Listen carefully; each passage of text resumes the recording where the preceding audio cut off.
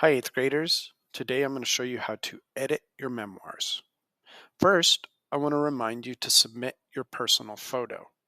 In order to earn a 4 on your Spark page, you need to have at least one personal photo on there. So either tonight or in the next couple of days, please make sure to upload your personal photo to the assignment on Google Classroom. Work.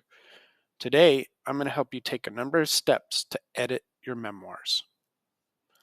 Step one is formatting. Formatting means changing things like the font and the font size and the font color so that it's easy for the reader to read. You need to left justify, make the font size 12, use black text, and choose an easy to read font. I'm going to show you how to do that here.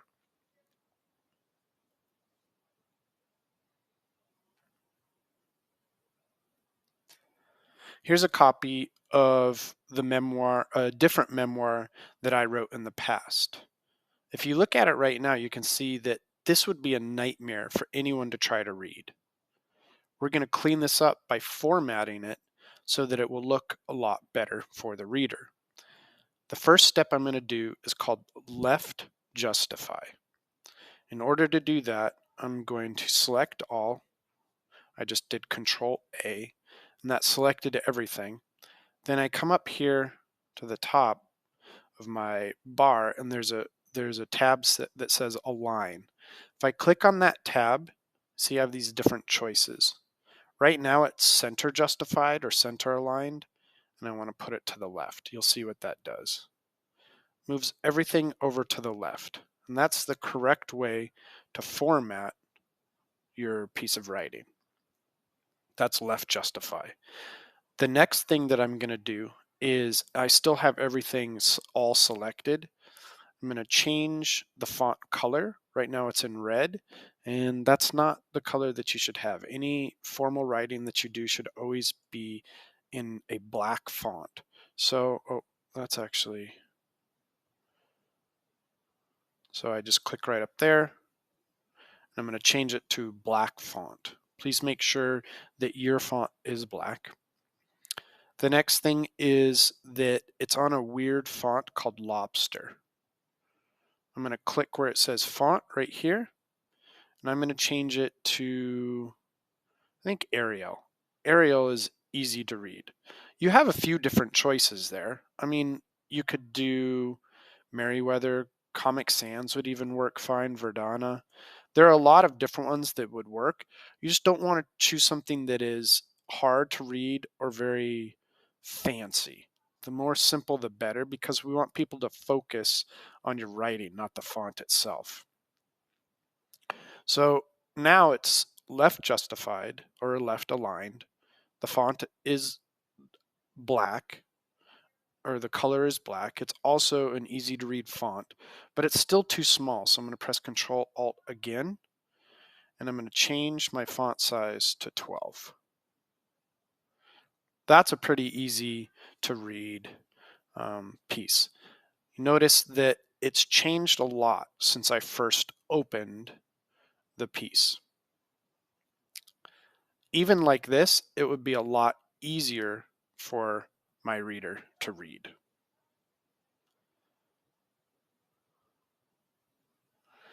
Now that we have done our formatting, I want to talk about paragraphs.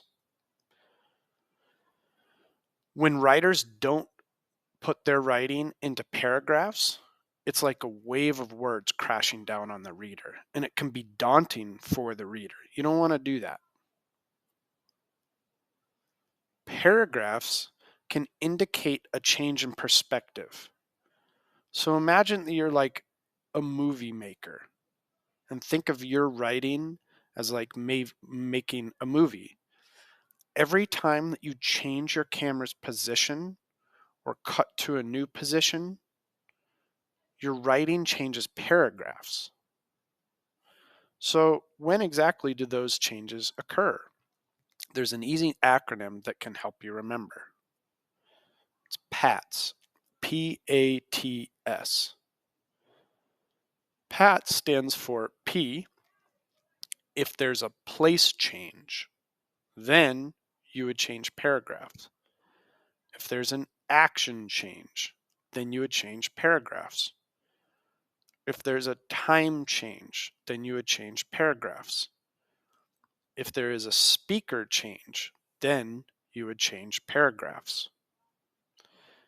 A properly paragraphed piece of writing looks like this.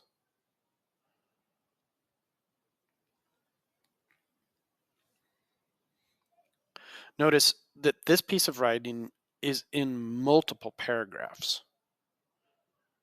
It's broken up so that it's a lot easier for the reader to read.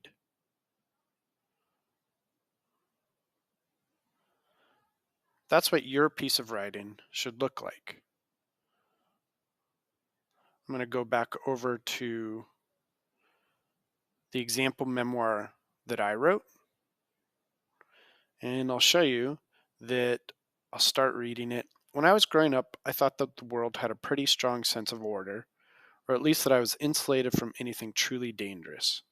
I knew that some bad people killed other people or stole from them or hurt for them. But I really thought that when push came to shove, I was safe in my way of life, was safe. Deep down, I had this unshakable belief that in my country, the people at the top knew what was coming and how to react. I believed in the order of things, that chaos is what happened in the past or to other people in other countries. When I was 23 years old, I learned that I was completely wrong. Okay, so I am going to add a paragraph right there because I was setting the table with my introduction paragraph right there. And it's time now for a new paragraph. So I just pressed enter and I made a new paragraph. That's what I'd like you to work on in your memoir. Using PATS, P-A-T-S, I want you to add paragraphs to your piece of writing.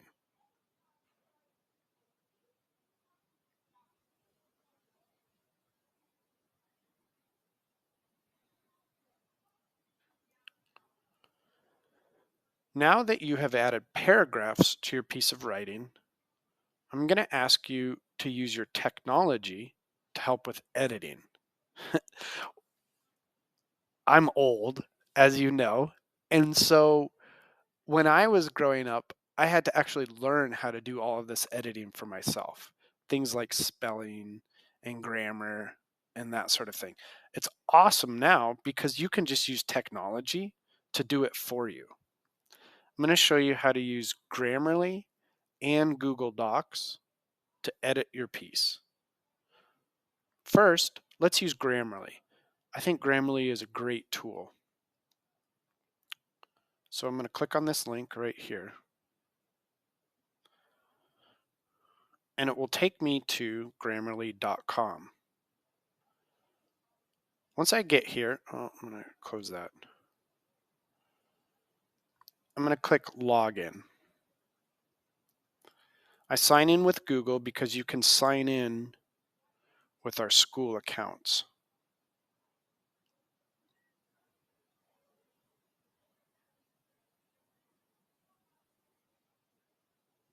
Take just a minute. Then your page will look something like this. You want to come down here to where it says New. Click on New. Close that out. Now I can copy and paste my memoir into Grammarly and it will give me some suggestions. All right, so I'm going to go over, I'm going to grab my memoir. Again, I'm pressing Control A, so I select all. Now it's all highlighted. I know that I got everything. I'm going to right click, copy. Then I'm going back over to Grammarly and I'm going to paste it in there. So now I have my memoir in Grammarly. Then what I need to do is to look at the suggestions. It's got 28 suggestions for me. I'm going to review the suggestions. Normally I would take a little bit more time with this to make sure that I liked all the suggestions, but in this case, to make it go faster, I'm just going to accept them. So I'm just clicking on them and pressing accept. Okay. So now I've only done 5 of them, but I would encourage you to do all the suggestions that it gives. Once you've gotten through all of them, then you have to come back over and you have to select all of it again. And then I'm going to press Control C to copy it. Then I'm going to go back to my piece and I'm going to replace what I had by pressing Control V for paste. Now it has an edited version in my draft. That's what I want you to do by using Grammarly. Now, notice here is my edited piece. Obviously, I would still need to go back in here and add a lot more paragraphs. And I only did 5 of the suggested changes from Grammarly.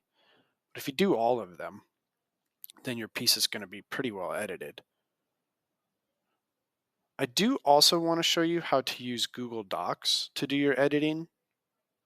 So if I scroll down here, you'll see that there are these red lines on some of my words. That's showing me that there's a problem. Some of them are blue lines too.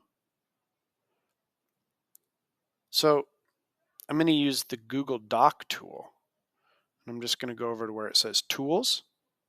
Click on that. I'm going to click on Spelling and Grammar and do a spelling and grammar check. And Google Docs will do a similar thing to what Grammarly will do, is it will suggest a bunch of changes. It's catching a bunch of words that I misspelled. Okay. Now I've gotten through all of the suggestions from Google Docs. And other than adding paragraphs, my piece is pretty well edited. That might seem like a lot of steps to take, but I definitely want you to use your technology to help you with your editing. Remember, we're going to be sharing these pieces with all of your teachers, all of your peers, all of the 8th grade parents. So we want this to look really good. You want to put that icing on the cake. Please use tech tools now to edit your piece.